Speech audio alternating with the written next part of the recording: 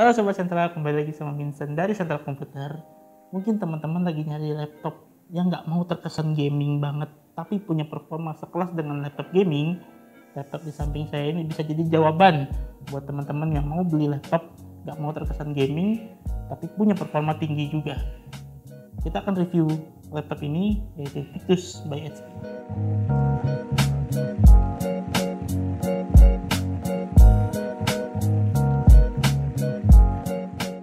Oke, kita masuk ke spesifikasinya. Laptop ini tenagai dengan prosesor AMD Ryzen 5 5600H series dengan codename-nya Cezanne dengan TDP 45 Watt yang memiliki 6 core dan 12 threads.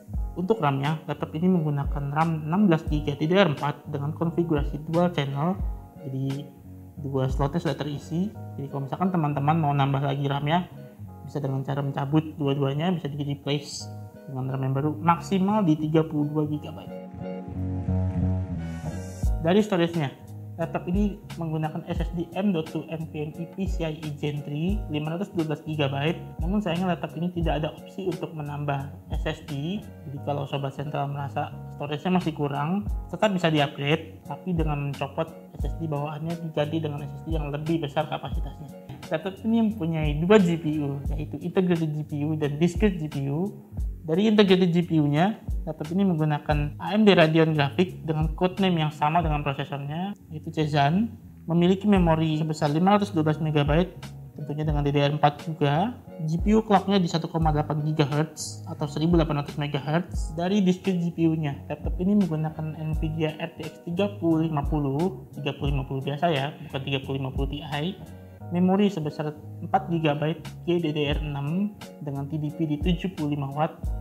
RTX 3050 ini cukup untuk menjalankan game kompetitif dan game AAA yang terbaru. Nanti teman-teman bisa cek benchmarknya, dan kita benchmark juga untuk game kompetitif dan game AAA-nya. Kita masuk ke portnya. Nah, dari sisi kiri ada satu slot micro SD, ada satu slot audio combo jack 3,5 mm, ada satu port USB Type A, dan ada satu port DC in untuk charging.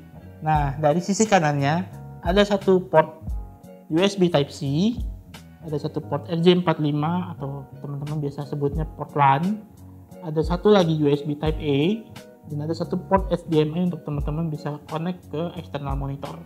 Laptop ini sudah memiliki backlit keyboard dengan satu tingkat kecerahan saja, dan warnanya cuma warna putih saja, jadi nggak ada warna lain, tidak ada RGB di laptop ini. Touchpadnya ini tidak terletak center to body, posisinya agak sebelah kiri, terletak persis di bawah spacebar-nya, jadi agak menyisakan ruang di sebelah kanan touchpadnya. Masih cukup nyaman untuk digunakan mengetik sehari-hari, tapi kalau pendapat saya pribadi agak kurang nyaman jika digunakan untuk bermain game langsung di laptopnya. Untuk kualitas suaranya, laptop ini sudah menggunakan speaker dari Bang & Olufsen yang posisinya menghadap ke bawah di sebelah kiri dan kanan pastinya. Suara yang dihasilkan sudah cukup oke untuk Sobat Sentral nonton video, nonton drama Korea mungkin, atau untuk online meeting, Zoom meeting, suara yang dihasilkan sudah cukup jelas. Untuk exhaust laptop ini terletak di bagian belakang, bentuknya memanjang dari sebelah kiri ke sebelah kanan. Jadi untuk Sobat Sentral yang main game langsung di laptop ini, Sobat Sentral nggak usah khawatir karena exhaustnya menghadap ke belakang, tidak akan membuat tangan jadi panas. Dan untuk intake udaranya ada di bagian atas keyboard, jadi sirkulasi udara laptop ini sudah cukup oke juga. Untuk layarnya, HP Victus ini memiliki ukuran 15,6 inch dengan resolusi Full HD 1920 x 1080 pixel dengan tingkat kecerahan 250 nits. Layarnya sudah anti glare, jadi tidak akan memantulkan cahaya. Dan refresh rate-nya juga sudah 144 Hz, tidak perlu takut ada shadow atau bayangan-bayangan yang tertinggal, jadi sangat smooth untuk bermain game kompetitif ataupun game AAA lainnya. Untuk layarnya, HP mengklaim ini menggunakan 45% NTSC atau belum setara dengan 100% sRGB, tapi kalau digunakan untuk daily atau untuk bermain game sehari-hari, pendapat saya pribadi, ya warnanya masih cukup keluar. Kita masuk ke benchmarknya. Software yang kita pakai untuk benchmark sintetis kali ini adalah Cinebench R23 yang merupakan Cinebench paling berat. Koreksi saya jika saya salah. Kita tes di multi-core-nya, dijalankan satu kali tanpa ada looping. Skor yang didapatkan hampir di 8.800 poin. Nah, gimana nih untuk performa gamingnya? Untuk game GTA 5, resolusi yang kita pakai di 1080p full screen, refresh rate kita set di 144 Hz, settingan hampir rata kanan atau very high, ya rata kanannya ultra. FPS yang kita dapatkan di 100 sampai 125 fps untuk scene ringan. FPS-nya agak sedikit ngedrop apabila ada efek yang tinggi. FPS-nya drop di 60 fps apabila scene-nya terlalu berat. Tapi untuk scene ringan, FPS-nya stabil di 100 sampai 144 fps. Kita lanjut ke game Forza Horizon 5. Settingan grafis high, masih dapat rata-rata FPS di 72 frame per second. Kita lanjut ke game Dota 2. Kita pakai settingan best looking rata kanan, resolusi di 1920 x 1080 pixel. FPS-nya stabil di 90 sampai 120 fps dalam scene ringan, sekali drop di 60 sampai 70 fps dalam scene berat.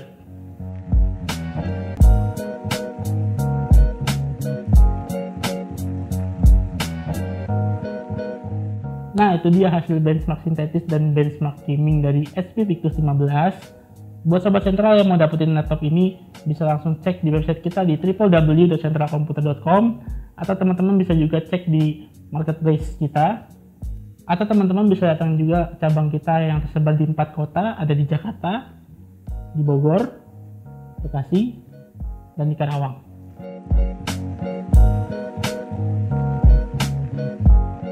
Di paket pembeliannya, Sobat Sentral nggak cuma dapetin laptop HP Victus 15 ini, Sobat Sentral juga dapetin satu buah backpack dari HP. Backpack ini kapasitasnya 20 liter, jadi selain Sobat Sentral bisa bawa laptopnya, Sobat Sentral masih bisa masukin mouse, headset, dan barang-barang lain ke dalam tas ini juga.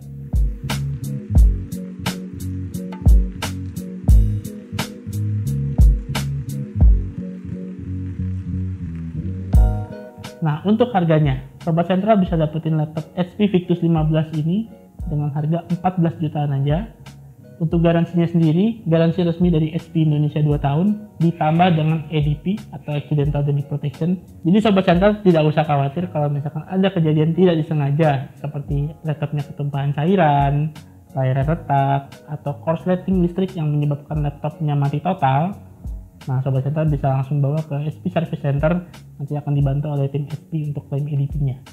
Sekian dulu review dari kita kali ini. Jangan lupa klik tombol like kalau kamu suka dengan konten ini. Jangan lupa subscribe juga supaya Minsennya makin rajin untuk review produk-produk selanjutnya. Sobat Sentral bisa komen di bawah apa yang menarik dari laptop ini, apa yang bikin Sobat Sentral pengen beli laptop ini. Sobat Sentral juga bisa request laptop apa yang akan kita review selanjutnya, laptop terbanyak yang disebutin sama Sobat Sentral. Nanti akan kita review di konten selanjutnya. Sampai ketemu di review selanjutnya. Bye-bye.